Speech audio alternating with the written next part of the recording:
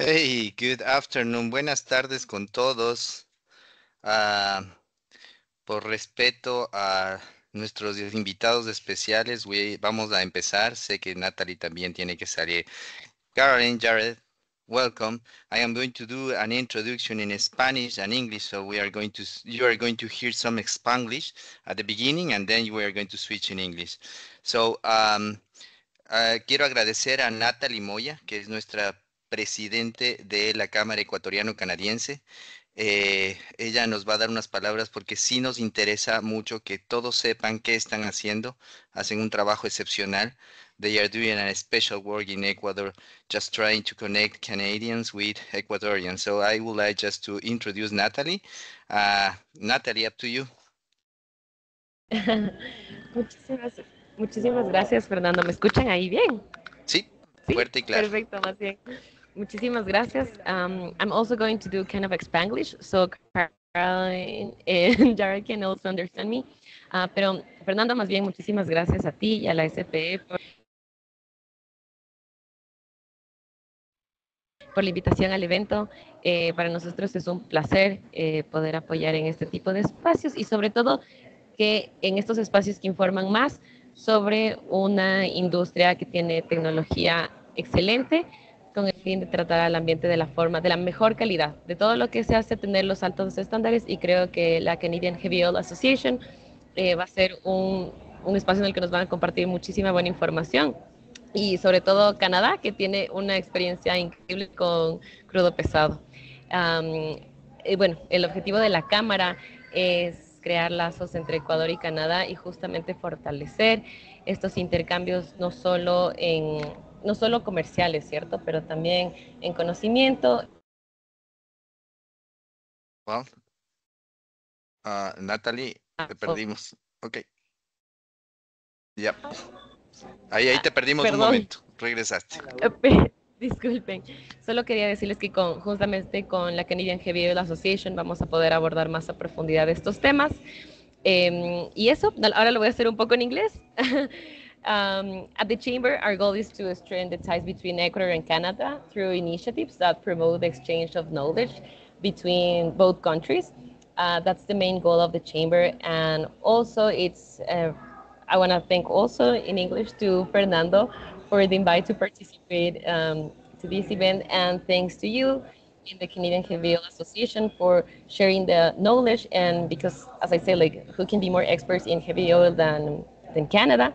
So thank you so much for your time, for organizing this, Fernando, and for you for being here. Gracias, Natalie. Muchísimas gracias por tu tiempo. Thank you very much, Natalie, for your time. I know that you are really busy today, so I appreciate that you find some space and some internet access just to introduce. Thank you again. Excelente. So, bien quiero, I just want to thank also our new SPE president, Ms. Maria Elisa Barragan. I am in the board of directors, but I am not anymore the president of the SPE Ecuador Section. Now is a lady that's represent a lot of, she's geology as well. So I think that we are going to do many other things during this next stage during these 2 years. So I want to start with the webinar because many people is coming and getting into, not just from Ecuador. That is a good news. We have people from Canada. We have people from the other side of the war. So we are really, as SPE Ecuador Section, we are really, really happy just to have this special guest today, Caroline and Jared. Let me introduce. It's something that we have been looking for many times ago, and finally we got it. Caroline Bennett is a professional engineer who served the association, an organization dedicated to building community and creating opportunities that will spark the shifts and drive the advance necessary for the future of heavy oil. Caroline sits on the board of directors of Tamarack Valley Energy, Thunder Oil and Gas Limited, Accelerate, an international knowledge center. She graduated as a geological engineer from the University of Waterloo and started her career as a reservoir engineer with Shell. In the mid-90s, Caroline co-founded a private oil and gas company in Western Canada and has since spent the last two-thirds of her career as an energy advisor and consultant, most recently as principal executive vice president and chief strategy officer of a leading Canadian energy consulting firm. Caroline has over 35 years of experience in business strategy, subsurface risk and uncertainty, emergency technology, decarbonization, and energy transition. Welcome, Caroline, and it's a pleasure to have you today. I am also would like just to introduce Jared. Jared Wimbing graduated with a mechanical engineering degree from King's University, Kingston, Ontario. He joined McDaniel and Associates in 2006 and is now an executive vice president and a professional engineer registered with the Association of Professional Engineers and Geoscience of Alberta. Mr. Wimbing currently sits of the board of SPE Canada. Also has been responsible for evaluating numerous heavy oil and bitumen reservoirs both within Canada and internationally. Mr. Wimbing has extensive experience providing buy-side economic and technical analysis to private equity firms, pension funds, and foreign investors interested in acquisition or funding of Canadian resource developments. In this capacity, Mr. Wimbing works directly with the business development team from the potential acquirer and provides insight into the unique technical and economic attributes of Canadian resource development. Mr. Wimbing is also very involved in oil and gas education and training and commonly presents at educational forums, financial conferences, and he has provided heavy oil courses both domestically and internationally. Thank you very much. It's a really pleasure to have this special guest today. So thank you again for your time. So up to you, Caroline. That's terrific, Fernando. Thank you so much for that, or gracias for that wonderful introduction. Unfortunately, this won't be in Spanish. It will be in English, and I'll try not to speak too quickly. But let me first try to share my screen, and then we'll get going. That's not full screen yet, is it? No, not yet. Carolyn, if you go to reading view, that should mostly, if you bring your cursor down right where it shows that little book. Yep, got it. Yep. Okay, there we go.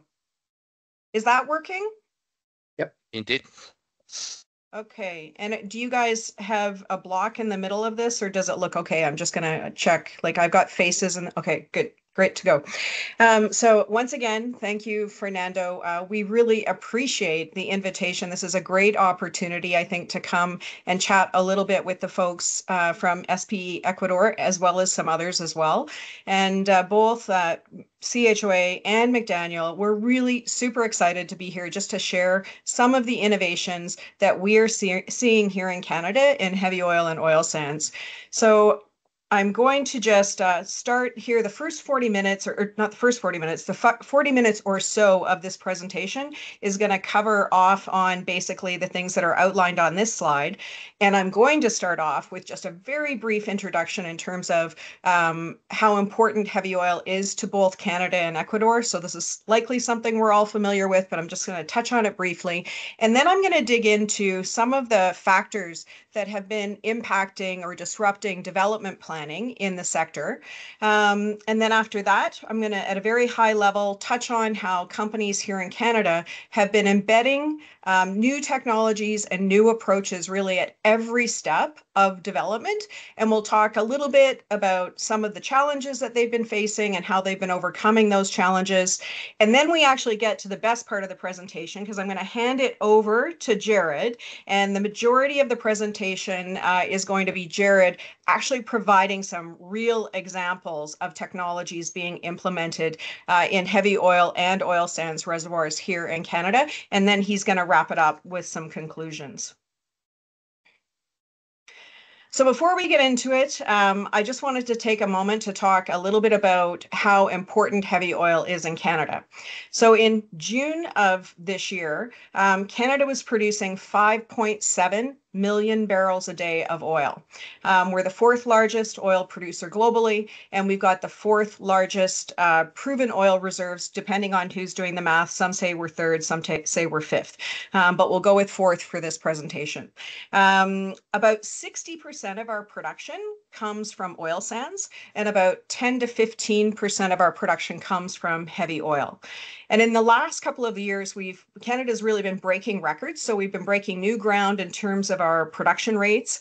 And that's largely been driven by the fact that we're seeing expansion in SAGD, brownfield SAGD projects. And this was largely in anticipation of the Trans Mountain Pipeline, which was commissioned earlier this year. I didn't want to skip over the Clearwater. The Clearwater is a really important play here in Canada. We've actually seen production quadruple since 2019 in this play. Today it's sitting at about 150,000 barrels a day, or almost that amount. And this is what is viewed as, by many in our industry, as the strongest play economically in Canada. So not the strongest heavy oil play, but the actual strongest play in Canada. So I wanted to mention that one. Bottom line, heavy oil is obviously super important to Canada, and we've got a lot of experience developing it. So we're happy to come here and kind of share some of what we've worked on. So for Ecuador, I'm speaking to the choir, so to speak, is one of the largest oil producing nations in Latin America. And you're producing about 500,000 barrels a day of oil today. And the vast majority of that is heavy oil. So when it comes to reserves, you're sitting at around 19th in the world in terms of proven oil reserves. So again, similar to Canada, heavy oil is tremendously important to Ecuador. And that's why we're here today, to have the conversation. As Natalie said, we really want to share knowledge. And I think this is an opportunity for each of us to learn from each other. So hopefully people will jump in and ask questions. So before we get into some real examples, I just wanted to highlight a couple of the factors that have been impacting, or what I would say disrupting, our development planning. And this slide, like 20 years ago, you would have probably seen this as a great representation of what it would take to develop an asset. And it would start on the left-hand side of the slide with that twinkle in the eye of the explorationist, where they're thinking about a potential oil deposit. And at this point, from a reserves perspective, we're obviously pre-discovery. So we're talking about undiscovered petroleum initially in place and prospective resources. And that explorationist would get out there and the team would start to gather data. And with that, they'd actually be improving the chance of discovery. And we'd see that idea move from a play to a lead and then to a prospect. And once everybody got comfortable, you'd probably go out and drill a well and you'd test it. And if everything went according to plan, you'd have a discovery. And at that point in time, again, if we're thinking about it from reserves, you'd probably classify any recoverable resources as contingent resources, development unclarified.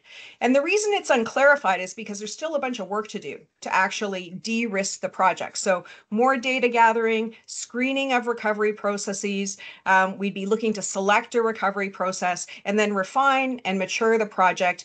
Through that whole period, we're basically improving the chance of development.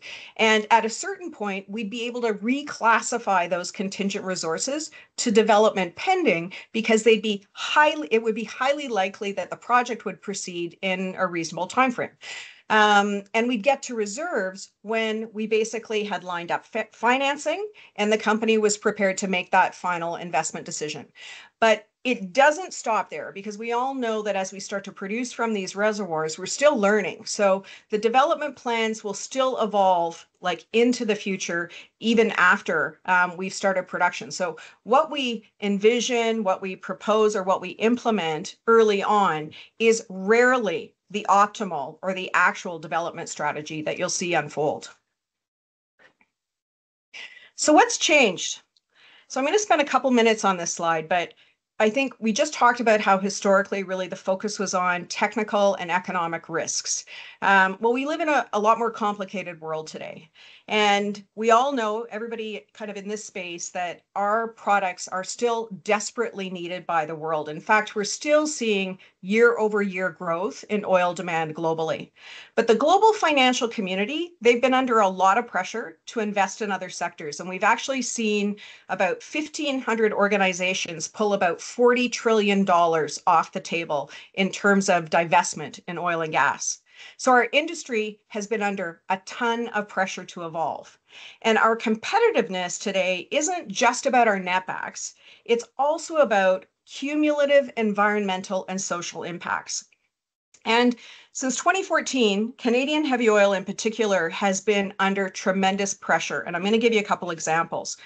We've seen the number of publicly traded companies in Canada fall from a little over 300 in 2012 to a little over 100 today. So massive contraction in the industry.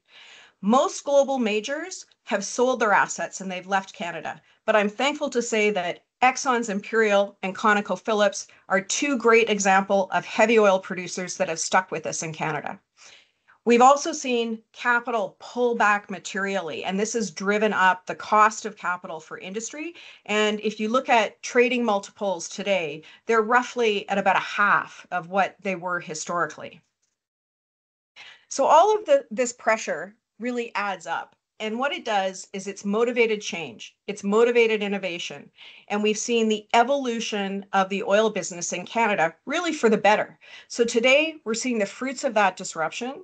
We've got a lot stronger balance sheets. We're breaking those new oil production records that I mentioned earlier, and we're finding ways to still drive down operating and capital costs, to reduce environmental impacts, and also to invite or include communities and stakeholders in our processes and even in our projects to make sure that we're meeting their needs as well. So this slide really highlights kind of 8 areas that all interconnect as a part of this process in disrupting development planning processes and project outcomes. And that disruption, I would say, is mostly, but not always, for the better. And I'm just going to take a minute to talk about a couple of these boxes. So the first one, the regulatory approval process. This has changed dramatically, and we've seen more levels of government involved, more consultation required, and for large projects, including our greenfield oil sands projects, the politicization of the approval process.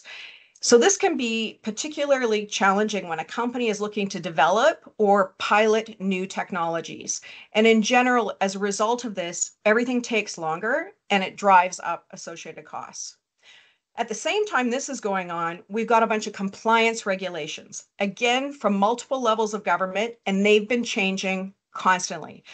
Prescriptive legislation has included carbon taxes and emission reduction targets, and they're being added and updated as a matter of routine in Canada. So for some companies, they've actually been able to use the carbon taxes to justify economical reduction of certain emission reduction projects for their businesses. But the challenge is that the unpredictability of the legislation and its staying power, because we're not sure how long the existing government will be in power, can really throw a wrench into de-risking our project economics and our decision making. So what this has done is it's really changed the process in terms of coming up with a robust development plan. And a lot of companies have turned to scenario planning, which was kind of, I think, first developed by Shell back in the day, where they're looking to address a lot of these macro impacts so that they end up with a robust project, even though a bunch of the factors are actually beyond their control potentially. And then one other thing on this slide before I move off, just that last box, challenging the status quo. Integrated teams today in Canada, I think, are repeatedly or routinely asking the question, why are we doing it this way? And depending on the answer they get within the team, they're making changes to their approach. And this is embedded, for example, in the culture at Meg Energy. Just in the last couple of weeks, Meg announced new guidance where they've rejected the status quo and they've made a decision to redesign their turnaround strategy at Christina Lake. And the new strategy effectively reduces overall downtime along with their maintenance and their turnaround costs, in part by just shifting that major turnaround timing from once every 3 years to once every 4 years. And another really bold example of this, I think, is Imperial's recent sanctioning, and it's now on stream, of the first solvent-assisted SAGD commercial project in Canada.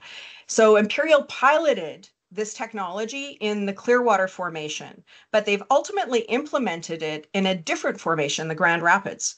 So their team somehow broke new ground with their internal de-risking process and was able to get their management to the place where they were comfortable sanctioning a 15,000 barrel a day project with a new technology that had never been directly tested in the subject reservoir. So I think it's a great example of a company challenging like prior processes and their status quo. So optimizing development is really, I think, as we all know, a function of many factors. And the key point I wanted to make on this slide is it's not just about or necessarily about maximizing production or maximizing recovery. And an example of this here in Canada, in situ oil sands companies typically are operating in a steam-constrained environment. And so they routinely make decisions to employ each barrel of steam to maximize its efficiency. So rather than producing mid or late life barrels at high steam oil ratios and with the intention of really driving to this 70 or 80% ultimate recovery factor, most of the companies are choosing to replace a fraction of the steam with non-condensable gas. And by doing this, they can divert those very valuable steam barrels to new pads that have higher productivity and lower steam oil ratios. So they maybe give up a little bit on the recovery side, but the higher production and the lower carbon taxes optimizes their cash flow and their net present value. And Jared's got a really amazing section on this in his part of the presentation, and he'll go into the concept in more detail than that. I did want to, before moving on to the next section, just stop and summarize kind of the 5 kind of key, I think, takeaways, I'd say, when it comes to shifts in development planning. And the first one is that the world is a lot more complicated. And so as a result of that, companies have to balance a lot more priorities than what they used to when they were building a development plan. The second is because of that complexity, it takes longer typically to get to first oil. The third is your ability to finance is likely going to depend on how you balance those competing priorities and what's important to your investors. The fourth, new processes like scenario planning are letting us produce more agile and more robust plans that can withstand things that come out of left field that are beyond our control. And the last thing, this continuous improvement mindset is really the paramount piece here. And it's why we see these ongoing innovations as projects proceed. And again, Jared has a whole series of examples over time where you can see how technology, as it's being deployed, has evolved here in Canada. So as a result of basically all of these challenges, the industry has turned to technology and innovation, and they're really looking to embed it at every step to improve the planning process, but more importantly, to improve the project outcomes. And in my experience, kind of the biggest gains for companies typically come internally with what I call grassroots innovation specific to an asset or a project. And this is when the integrated team, they fully embrace this continuous improvement mindset and they collaborate to find progressive improvements through process lookbacks. But even if a process works well, as we just talked about, this continuous improvement mindset means that we'll still challenge the status quo and we'll find incremental benefits over time, yet again. The other thing about these collaborations is they actually reach outside the company as well, and they embrace the company's supply chain. So we see companies pulling in innovators and technology developers with physical and digital technology products and services. And these are all aimed at improving production performance, driving down costs, or mitigating environmental outcomes. And often those things are all interrelated in any case. But a big part of the success, I'm on the right-hand side of the slide now, a big part of the success embedding technology and innovation depends on your corporate culture. So if management wants it, but individuals in the company are penalized if there's a setback, no one's going to try anything new. Or if the senior leadership is excited and they're calling for innovation, and the front line, they're excited, they want to make suggestions, they want to move forward and embrace change. But if you've got a middle management that just wants to ride it out to retirement, or they're competing for budget dollars and they're afraid of a negative outcome that could impact their budget, you're going to end up with a frustrated organization, and it's going to be really hard to get approvals and move innovation forward within your company. So this is where a clearly articulated corporate strategy can make the world of difference, because what it does is it clarifies the priorities, the objectives and the goals for the company, and it builds alignment across the company. And provided each group is engaged and they have the ability to identify actions and take actions to drive towards that corporate goal, they're a part of the process, you'll have tremendous success. So this slide is just a handful of innovative companies, organizations, and processes that really all aim to improve project outcomes kind of at every step. And most of the companies on this slide represent what I would call emerging technologies. They are all working with operating companies currently in Canada. I encourage you to go and check out their websites, learn more about them. Fernando does have a list of links for the companies and a brief description of them that he can share with the audience. Conspicuously, but necessary to mention off this slide are some of the larger companies like SLB and Halliburton and Equinor, Worley, etc. These companies are also known for developing technologies and for supporting technology development and technology developers. So they're also worth paying attention to and keeping track of. And this last slide, just tucked it in as a reference. Again, Fernando has these links so that you can follow up. The point I wanted to make here is just that data transparency has been just a huge benefit in Canada. And it's one of the big reasons why many of our reservoirs have actually reached very mature stages with high recoveries in like relatively quick timeframes. So the links I've started are the ones that I think are particularly useful, but I'd really encourage you to go and kind of just run through all of those links, because what you're going to find is a wealth of technology and innovation of projects that are either being tested or being implemented here in Canada. And with that, I am going to hand it off to Jared for the good stuff. He's going to provide some real examples now of technology being applied in Canadian heavy oil projects. Come on, don't sell yourself short, Carolyn. That was really good overview. All right, please let me know if everyone can see my screen. Yes. Perfect. Wonderful. So as Carolyn mentioned, we're going to go through some Canadian heavy oil examples here. And first on that docket is multilateral development. And as I think everyone heard with Carolyn's introduction, she's on the board of directors of a company called Tamarack. And really, they've been a big driver of some of the trends that we're seeing on the multilaterals. And I'll just jump into what specifically that is. So one of the big trends that we're seeing is just an explosion of what we call multilaterals. And really what that boils down to is where we have a common vertical wellbore, but multiple deviated or horizontal legs coming off of that well.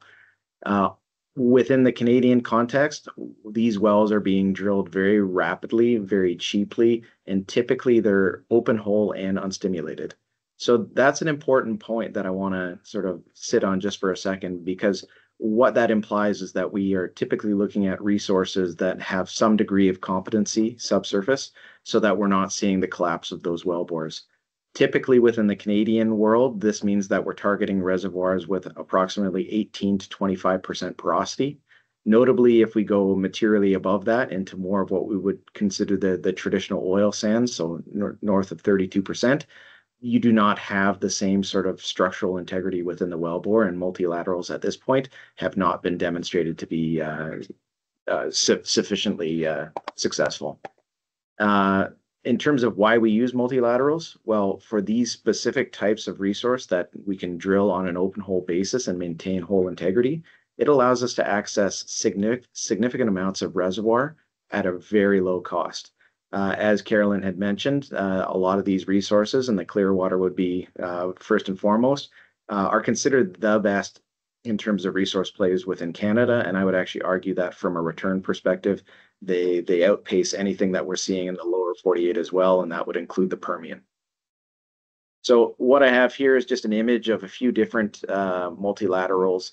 I will suggest that this is a little bit outdated in the sense that companies have been pretty active in terms of coming up with new designs.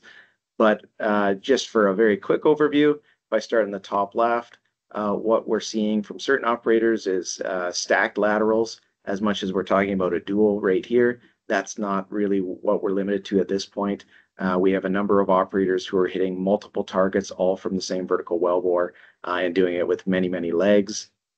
We do have, I'll move over to the right a bit, planar laterals. So this would be quite consistent with what we're seeing within the Clearwater, where operators are drilling sometimes up to 10, 12 legs from a single wellbore and accessing significant amounts of resource. There's all sorts of other types of resources, or sorry, multilat development that we're seeing. I'll show you a few other examples later, but really the idea here is that we're able to use a common vertical wellbore and access significant amounts of resource, and all doing it very cheaply. From a Canadian perspective, I'd say the average multilateral well with about 11,000 meters of wellbore is in and around $2 million Canadian.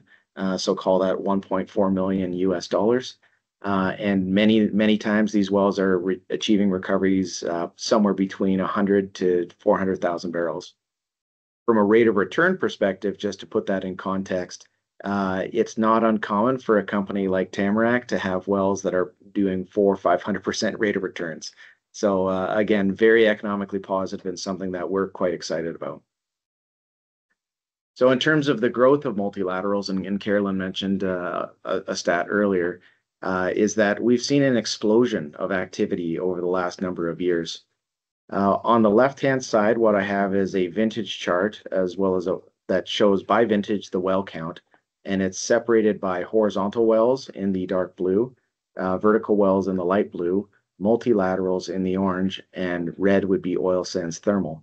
So if we go back to 2019, in aggregate in the province, we were drilling about 400 multilaterals. By 2023, that total is now 1,000. So that's roughly a 26% compound annual growth rate. You will note that 2024 at this point looks relatively suppressed. Please keep in mind that's because this is only a partial year. I would expect that the momentum that we've seen over the last number of years is only going to continue, and I would expect, you know, if I was a betting man and we looked out a couple years from now, I think we're probably going to be a lot closer to 1,500 multilaterals, and I think that momentum will continue. On the mosaic chart on the right-hand side, what we're showing is the proportion of the well count that is attributed to different well types. So again, same color scheme.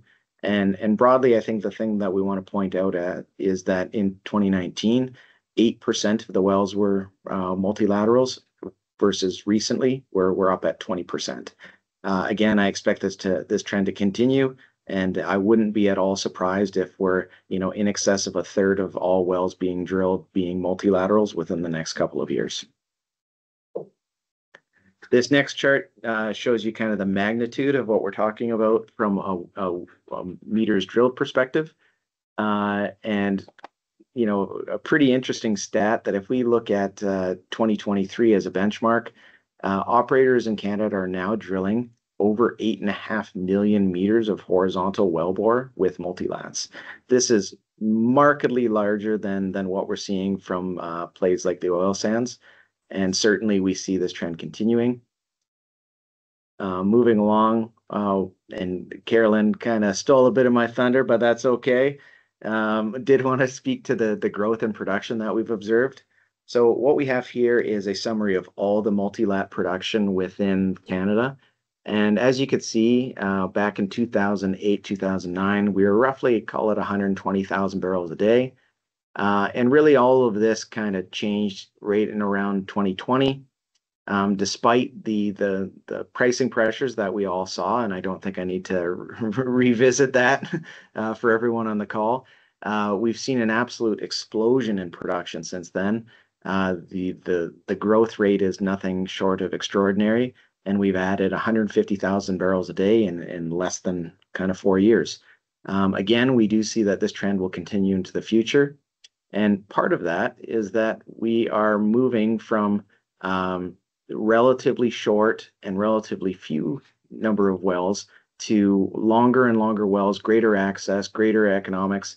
And in addition to that, we're now touching on different resources that previously weren't viewed to be commercially viable. I'll just jump to that then as well. One of the things that I wanted to show is that we, in fact, are looking at various different methods of capturing as much resource as possible. Notable mention, if we look in the top left of this particular slide, this is a well from Martin Hills. This is actually a Tamarack well, so something that Carolyn probably remembers the unique idea of this well off by heart. As we go to the right-hand side of the slide, we see a few different examples from SPEE. We notably call these the fishbone example. In the lower left, we have the stingray example, and in the bottom right, we have the fan. And really, the idea here is really about maximizing resource recovery from a single cost-effective perspective. And so notably, I'll look at these two last examples here, the stingray and the fan, where now we're looking at between 15,000 to 18,000 meters of total lateral length. So from a resource recovery perspective, we're looking at tremendous improvements in finding and development costs, and CapEx on a dollar per barrel basis has really seen a significant reduction because of these advancements that have only really come to light in the last couple of years here. So as I mentioned before, this isn't purely a function of the Clearwater, albeit it largely started there. So taking folks back just a bit, the Clearwater is an absolute world-class resource. We've put a box here showing sort of the magnitude. Much of the work that I've done has identified, many thousands of locations that we've yet to produce from.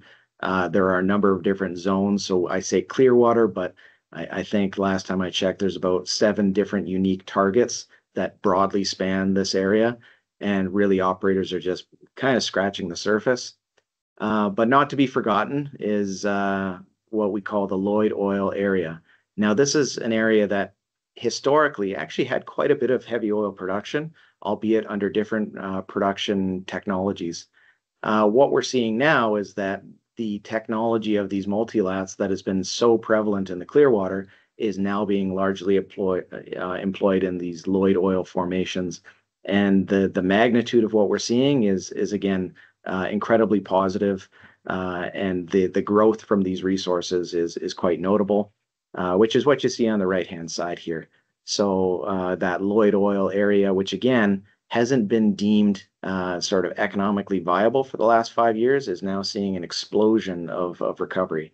And I think it's important to dwell on this just for a minute, because what we're finding now is that certain resources that were deemed to be sub-economic in I'll call it non-$100 oil world, are now being viewed under this guise of continuous improvement and new technology.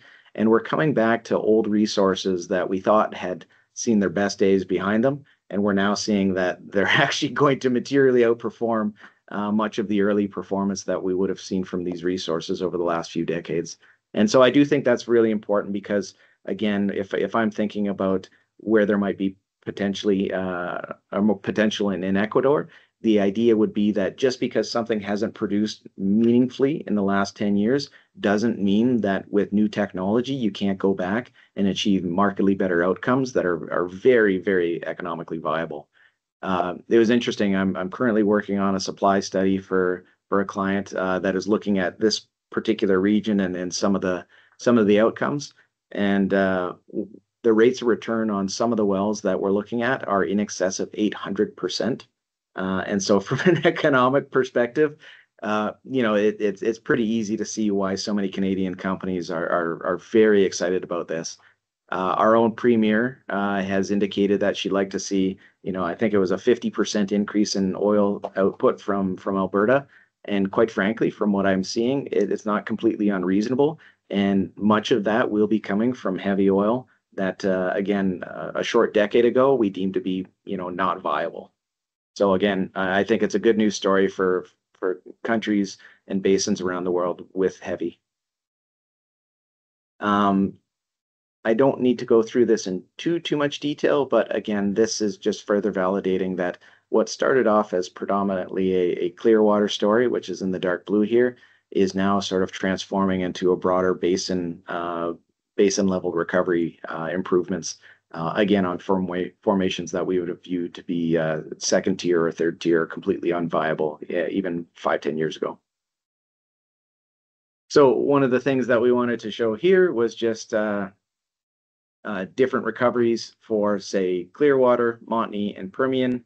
Broadly speaking, if you're not super familiar with the resource plays in Canada and the US, the Montney would be considered our top tier gas/oil unconventional play. So think horizontal multi-stage fracs, 2-3 tons per meter, that kind of thing. We've also included the Permian, which I think everyone has probably heard of in some form or fashion, but it's the premier US play, really the only US play that has significant run room at this point. It's been a large driver on oil prices for the last decade and will continue to do so for the next 5. And then again, we've showed the Clearwater play here as well. And what I wanted to show is from an economic perspective, when we compare the 3 basins, or the 3 the 3 resource plays, we have 3 different pricing scenarios here: a $60 WTI world, an $80 WTI world, and a $100 WTI world. And what we're showing on this particular graph is the number of times that these wells will pay out. So for a tier 1 multilat, even at $60 WTI, this well will pay out almost 4 times. At $80 WTI, we're at 5 times, and at 100, we're at a 7-time payout. And when we compare that to both the Permian and the Montney, we can see that, again, from an economic perspective, this truly is the best within North America. I haven't seen anything that comes remotely close to this. I'm not sure if, Carolyn, you've seen anything, but from the work that we've done, really, these multilats are really changing the narrative around how capital should be deployed within our basins. So unless there's any question on multilats, I'll move on to steam-assisted gravity drainage. Yeah, we are going to condensate all the questions for the end of the presentation, Jared. We are Wonderful. ready on. Sounds great. So steam-assisted gravity drainage, or SAGD, is a technology that has really blown up over the last 15-20 years. As Carolyn mentioned, I think current production is somewhere in the 1.5 million barrels per day range. But Jared, you are on mute. I don't know what happened, but you are in mute. Okay. Yeah, not sure how I got on mute. Okay, I'll Now we go. Now we go. I swear I didn't touch it. So no problem. All right. So what I was saying was, without going into some of the details around SAGD specifically, because I think we have about 20 minutes here and not the 4 hours that I would typically ramble on about SAGD for. One thing I did want to touch on, because it is relatively new in terms of development, is what we deem brownfield development. So we've all heard of greenfield development, brand new projects, brand new wells. Well, one of the things that we're seeing with operators here in Athabasca is the ability to capture incremental resource that was previously deemed to be non-productive or not producible from the original well pairs. And so as part of that, we've been categorizing different types of brownfield developments. One would be, say, a redevelopment drill, whereby a producer will essentially harvest the heat from a pre-existing SAGD operation, and they will go down structure and produce oil that hasn't been heated to 200 degrees Celsius, but maybe 50 or 60. We also have a number of operators that are doing redrills, whereby if there are some form of failure, they will often just follow the original trajectory and ensure that they can achieve those 70 to 80% recovery factors that Carolyn had mentioned. And then the real big area of focus for us is what we call infills or sidetracks.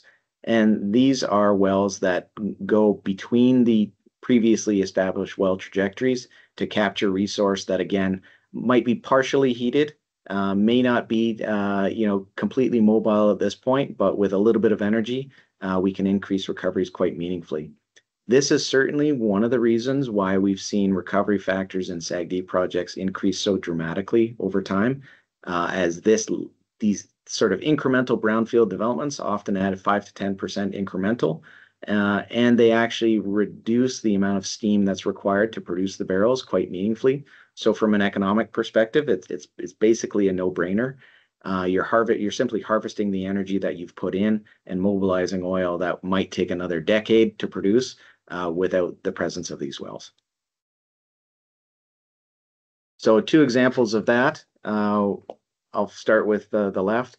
What we would call would be traditional infill wells. So this is where, based on the infrastructure at the surface, you would have an operator. This particular example is Cenovus, build out new pad infrastructure at the surface and then drill brand new wells all from the surface to capture that resource between the original well pairs. So you can see it on this graph. The green wells would be your infills, whereby resource that wasn't previously being captured in an efficient manner from the red wells is now being produced from these green wells. Again, with the idea that they can accelerate production and hopefully pull off steam off this pad a few years earlier and deploy that elsewhere, again, with the idea of improving overall project economics. Now, the example on the right is what I'm particularly excited about. And this is where operators are using the same vertical wellbore, similar to the multilats, but they are kicking off of the original producer and creating a new lateral in between 2 existing wells. So the reason why this is particularly exciting is because the cost structure of sidetracks is markedly better than the traditional infills. One of the trends that we saw over the last 5 to 6 years was that operators were starting to drill fewer and fewer infills because the cost to build out the pad infrastructure and drill these discrete well bores had risen quite materially, almost to the point of new well pairs. And over the last 2 years, we've seen a number of operators shift towards these sidetrack wells, which have a cost structure that is less than half the infills. And in fact, what I would suggest is that as this technology becomes more pervasive, we are going to see a significant shift in how operators are deploying capital. We are going to see a movement to, I think, wider well pair spacing and then movement to the sidetracks within 5 to 6 years after initial production. There's a number of reasons to do this. One is simply improved efficiency. 2 is that from an F&D or capital perspective, this achieves the lowest dollar per barrel capital costs. And also it allows operators to take a staged approach to resource recovery, whereby they can actually drill their original well pairs in the very, very best pay, avoid maybe some poor lower facies, and then come in later down structure and achieve recoveries without putting the original well pairs at risk. So I view this incredibly positively, and I think, if in 5-10 years we don't see the vast majority of SAGD well pairs being sidetracked, I would be very, very surprised. And I don't think we need to necessarily go through this in too much detail, but here's a really good example of a redevelopment well, whereby you have the original well in yellow here, as you can see. So this was a particularly good well pair. The chart there is in thousands of barrels a day. So this one well pair produced over 2,500 barrels a day at one point. And you can see that by about 2023, this well pair had basically reached the end of its life. Whether or not this was a function of wellbore integrity issues, we don't necessarily know. But what we saw was that the operator actually took this opportunity to go down structure, and you can see it in the image on the lower right, where they would have captured, in this case, approximately 7 meters of incremental pay. Notably, this would have led to 400, maybe 500,000 incremental barrels being added to the recovery of this well. And you can see that, again, albeit not quite as impressive as the original well pair, this redev well came on at 1,000 barrels a day. And again, from an economic perspective, this is highly advantageous. This is money well spent. This is something that I think any operator who knows what they're doing would do all day long at this point. And again, the key thing here is that you're basically harvesting energy that you've already invested into the resource. Here's another example of a redrill. Again, I don't need to belabor the point. With that, I'll go into well length. So one of the trends that we've observed within the McMurray in particular has been a steady and consistent increase in well length. If you were to go back prior to 2010, which is on the left on this graph, the average well pair length was about 800 meters. If we fast forward to 2024, the average is about 1,250.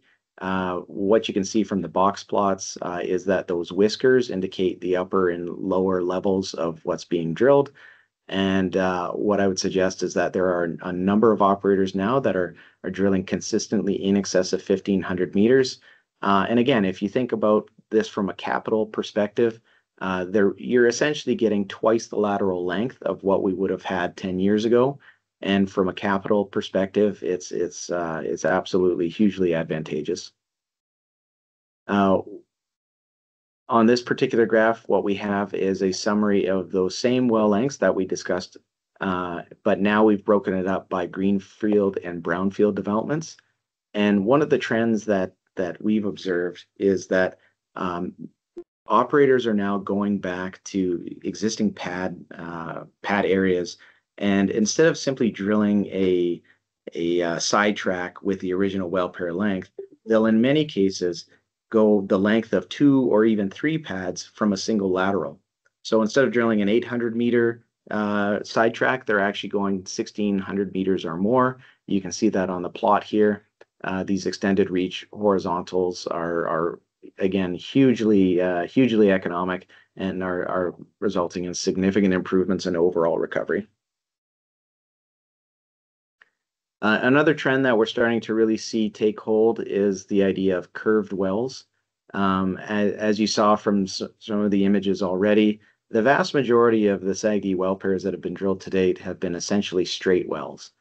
Well, a number of different operators are now of the mindset, if we can make the bend as we go into the resource, why can't we also curve laterally? And so this is an example from Foster Creek, pad N11 and N13. And we are basically seeing that operators are now finding new and novel ways to achieve incremental recovery in areas that might be hard to recover if we're limited to only linear well bores. There is one particular company that I think deserves an honorable shout out on this, and that would be Greenfire Energy, who is drilling sidetrack infill wells at roughly 2,000 meters with curvature. And so if we see the types of results that we would expect, I believe that this is, again, another technology that over the next 3 to 5 years, we're simply going to see operators migrate towards this and again, meaningfully improve the capital spent. Now, one of my favorite sections to talk about is natural gas injection, NCG implementation. What we have here is just a summary of what different operators are doing. What we have on the left is the recovery factor at the time of injection. And then on the right, we have the NCG to steam. So this is your SCF per barrel of steam. And so broadly speaking, I'll show a couple notable mentions here. On the far left-hand side of the chart, we see Meg Energy, who is deploying NCG, so methane or natural gas, and they're doing it at roughly 20% recovery factor. And from a concentration perspective, they're injecting close to 250 SCF per barrel. if we go on the far end of the spectrum, we see Cenovus, who's implementing NCG at roughly 50% recovery and notably lower concentrations. I would suggest that most of the other operators in between are really only kind of dabbling with NCG at this point. Natural gas co-injection is a really powerful tool in the sense that it allows us to meaningfully reduce the amount of steam that's going to a SAGD well pair. And that's really important because SORs are one of the biggest drivers of throughput into our facilities. And so if we can take steam from a high SOR, very mature pad, and then redeploy that into a new well, then the aggregate SOR of the project is reduced, which allows us to push more incremental barrels through the CPF. And so this is something that we're starting to see more and more often. And MEG would certainly be at the forefront, but different operators such as Cenovus, CNOOC, and Athabasca are certainly leaning in those directions as well. Now, NCG isn't all good news, and that's because the property that makes it so good for improving SOR, that sort of thermal blanket and steam reduction component, also has a negative impact, which is that if we do not allow for enough energy to be invested into the rock, we do see meaningful reductions in recovery factor.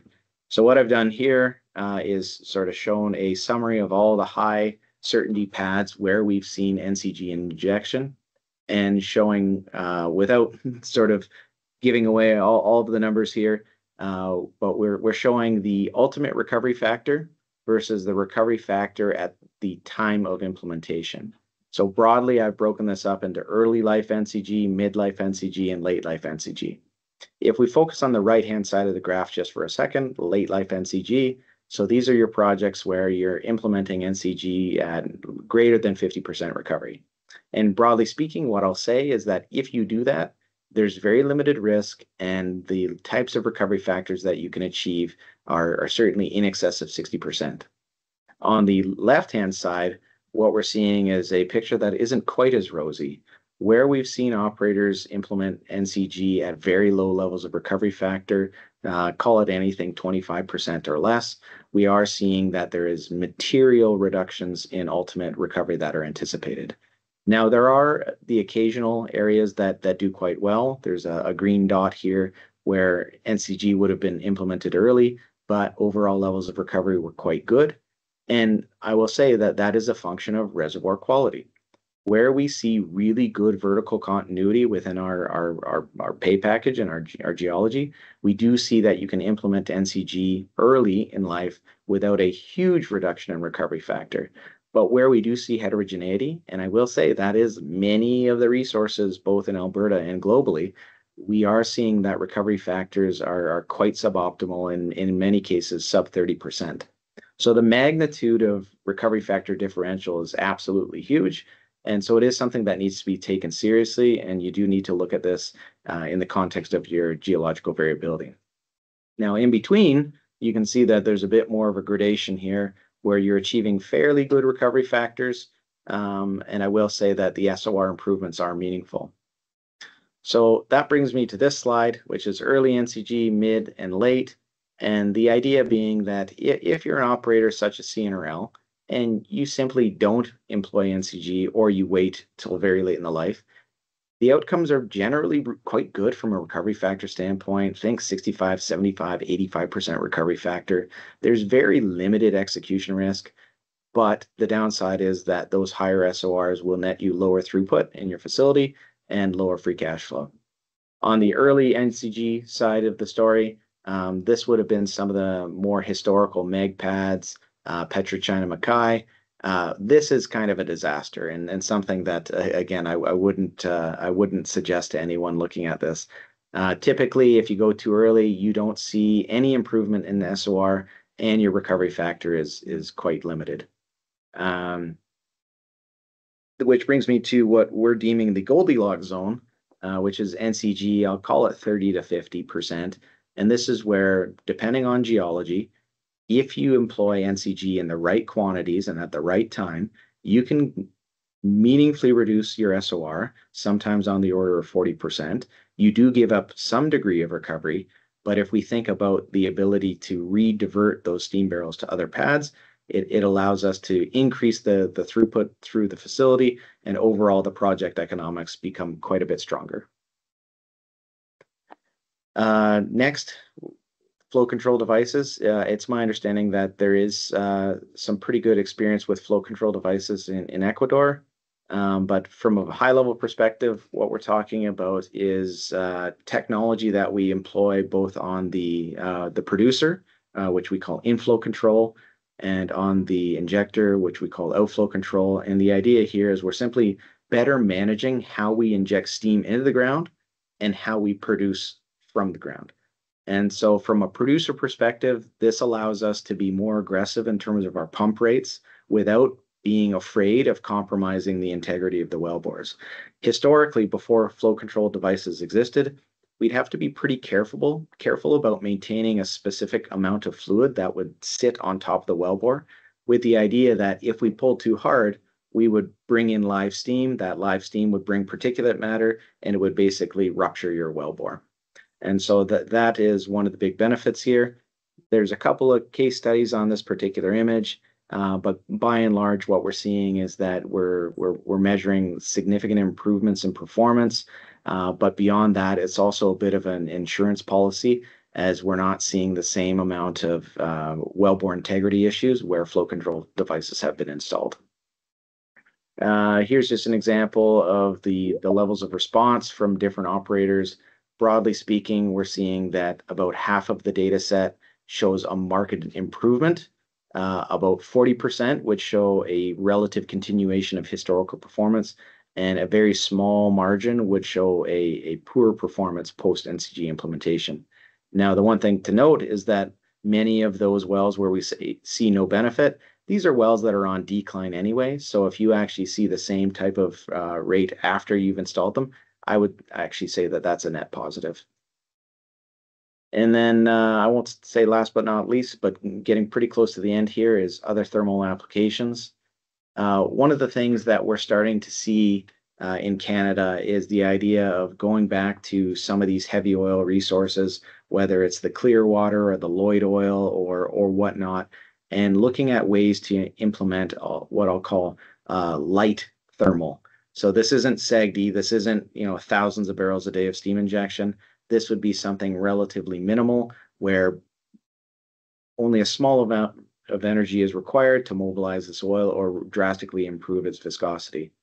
So within a resource like this particular Wabasca, or within something like the Clearwater, we're not talking 1 million to 2 million centipoise oil like we are in McMurray. By and large, we're talking about oil that tends to be 500 centipoise to possibly up to about 5,000 centipoise. Now, the key thing is that with these heavy oils, a small amount of energy, and really taking oil from 20 to about 60 degrees, drops the viscosity by about an order of magnitude. So again, we don't need to get to 200 degrees Celsius. If we can warm the resource just a bit, we can markedly improve outcomes.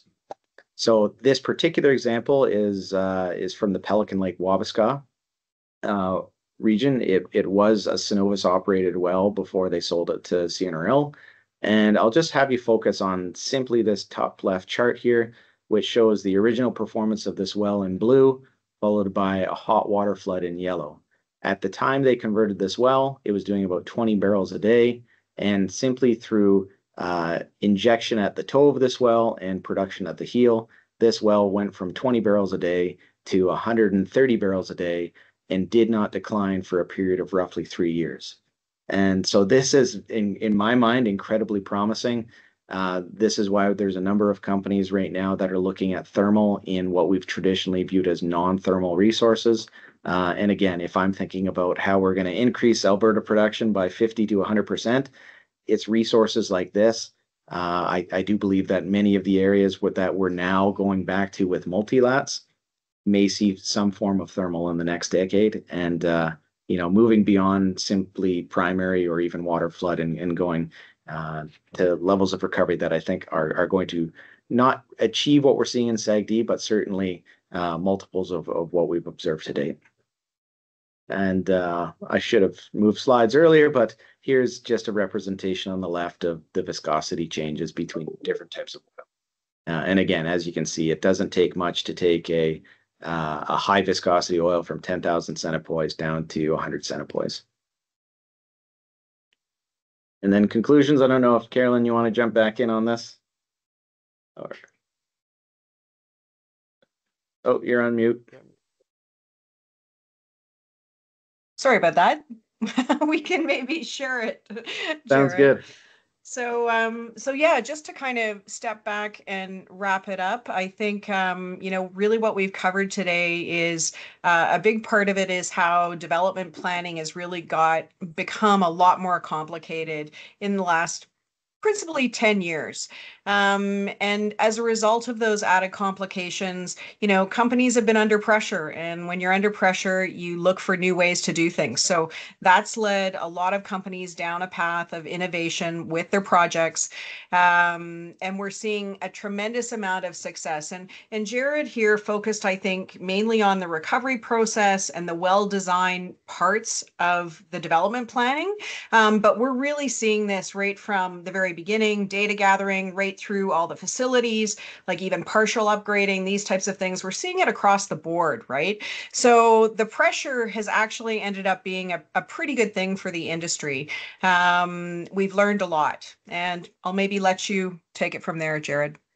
Yeah, sounds good. And I think, one of the things that I'm particularly keen on is the amount of technological innovation that we've observed over the last decade, despite prices not being in our favor, and quite frankly, having very little permissibility from an equities market perspective to spend money on things that haven't been tried, tested, and shown to be true. Multilateral development, I think, is something that is going to be absolutely pervasive within Alberta. I wouldn't be surprised if there's significant potential in Ecuador, and certainly this is something that I would suggest that everyone looks at quite closely. Steam-assisted gravity drainage, it just gets better and better every year. If you had told either myself or Carolyn, because Carolyn used to do the same job as me. In fact, we are competitors, so it's actually super fun to be presenting with her today. But if you had asked either of us 10, 15 years ago whether or not we'd be seeing 80% recovery factors, we'd tell you were crazy. So the technology continues to show itself to be incredibly robust. And again, with the right sort of geological parameters, I do believe that this is a technology that has broader applicability just outside of Canada. Again, would love to see the types of resources you guys have in Ecuador and whether or not there's potential applications here. And again, other applications for, say, thermal water flooding or thermal, and again, resources that we view to be historically non-thermal assets. Again, I just think that there's tremendous opportunity not only within Canada but globally. The technology that we've observed over the last decade is unlocking resources in a way that we wouldn't have fathomed. And again, I'd be really interested to see whether or not some of these technologies would be applicable in Ecuador. Hopefully so, as again, they've really been game changers here in Canada. Wow. Wonderful. Well, I am no words. I want to extend my congratulations to both Caroline and Jared. Your presentation was absolutely outstanding. I'd also like to open this space for any questions from our participants. It was interesting. As you mentioned, I am going to start before the other participants just want to start with the questions. The multilaterals, it's as you mentioned, it's my boss that it's from, I mean, it's not Ecuadorian. He was proposed kind of 5 years ago, the multilaterals in the field. Nevertheless, I think the technology is has to be analyzed in terms of, I mean, of the economics to see if it can be approved here in Ecuador, if they tested. But I think that it's really interesting how you can maximize the recovery of the reservoirs. So I bet this is a new technology that has to be proven. But for that is my new questions. What do you think, and this is for both of you, what is the investors is looking for anytime, and in Ecuador, what is they are looking for every time that they want to do some investment in countries like Ecuador? Why don't you start us off here, Carolyn?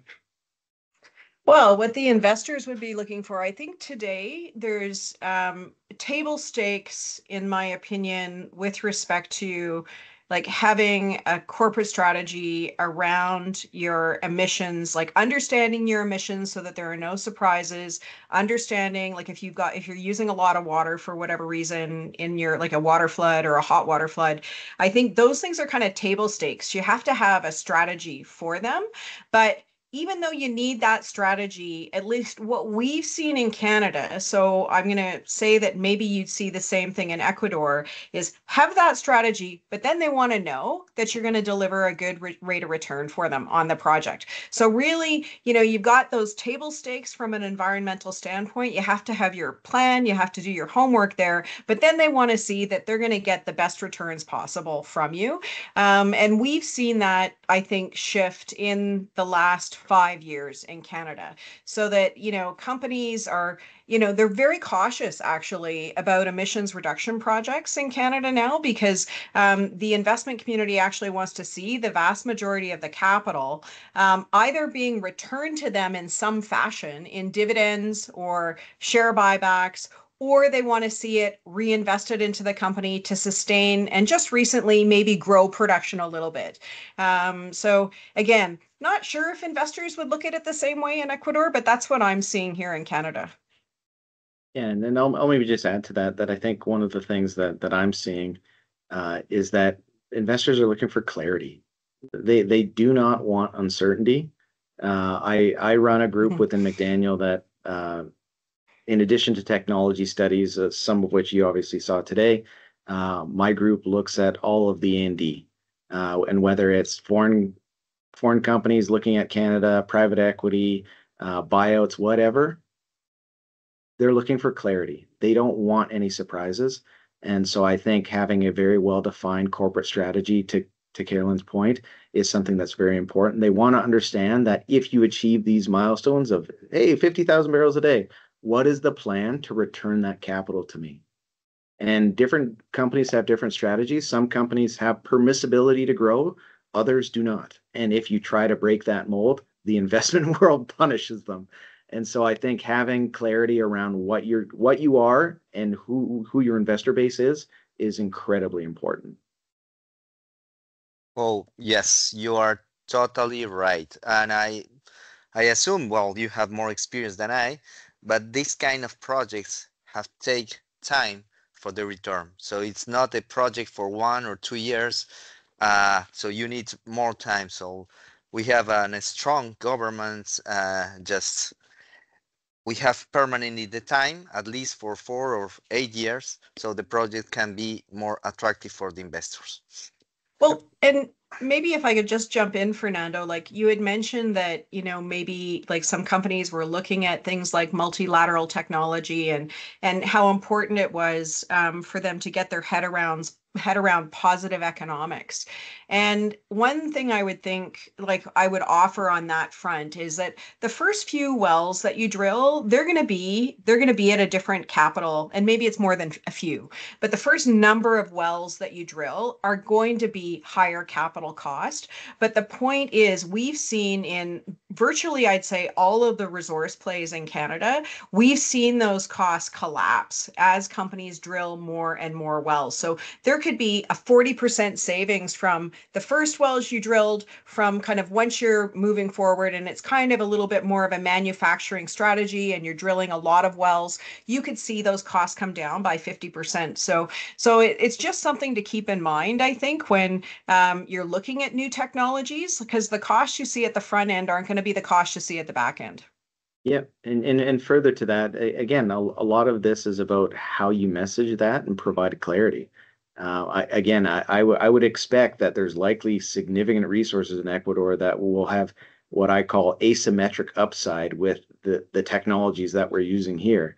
And if you put it out front and center, hey, you're going to risk some capital on the front end, but if this works in this play, we are talking about thousands of percent returns here.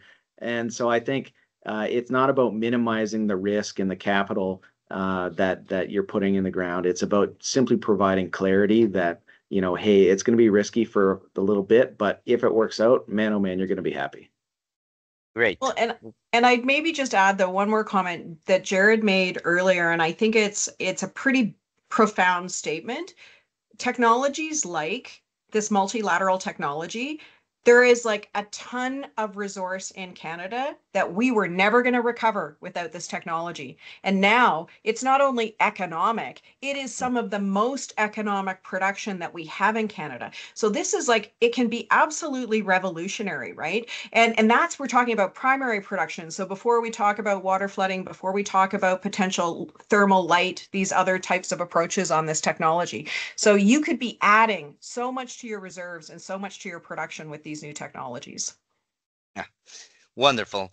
Well, I have more than questions, more comments that I would like to congratulate SP and Jared and Caroline for the webinar. It has great to have the insights from two Canadian petroleum engineers. Well, I'm pretty sure that there is gonna be more and more questions, but they are going to send directly for your. I'm pretty sure of that. This is the way how it works. Just let me jump into the Spanish for a few minutes. Quiero agradecerles a todos el día de hoy por su participación. Como lo dijo Caroline, tengo todo un archivo que me compartió gentilmente con los links de las empresas y de toda la información. Adicionalmente, nos van a permitir compartir la presentación en PDF posteriormente a esto. So, Caroline, Jared, I just want to congratulate and appreciate and make all my thanks heartily. It has been a really good afternoon of knowledge, and I hope this, well, it's my dream. I hope this kind of events we can bring into Ecuador someday in the future. So we are well preparing. We has been working with SPE and the Alberta Association just to bring a heavy oil event last year, but it was not possible because of the conditions of the country. But we will pretty sure that it's going to get better in the time. So I compromise you just to be in Ecuador someday. So if you let me, Caroline, after this meeting, you can send me, because they are asking me if we can share the presentation. So as soon as I get your authorization, we are going to proceed. Okay. That's great. Well, thank you so much for having us again, Fernando. Really appreciate the opportunity, and hopefully we'll get a few more questions from folks as a follow-up as well. But really appreciate the opportunity to come in and chat with everybody today. Absolutely, it's been a pleasure, and hopefully we'll have the opportunity to work with you guys again in the future. You bet, we will. We will. This kind of, this kind of knowledge has to be shared, and we need the support of the new innovation, in especial of the multilaterals. We have been discussing more than 4 years, and we never set up with a multilateral, at least one. So we have to test. This is my last question for you, Jared.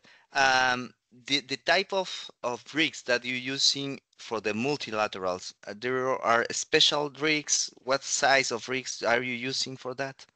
So this is a little outside of my purview, but these are nothing crazy. The depths that we're talking about here are kind of 400 to 600 meters depth. I don't know, Carolyn, maybe there's something you can add to that, but this is not hyper specialized drilling technology. Yeah. Okay. No, I don't agree with that. I don't know if you are if you know about the Pungarayacus field here in Ecuador. This is the question that we have some participant jumping up with the Pungarayacus field.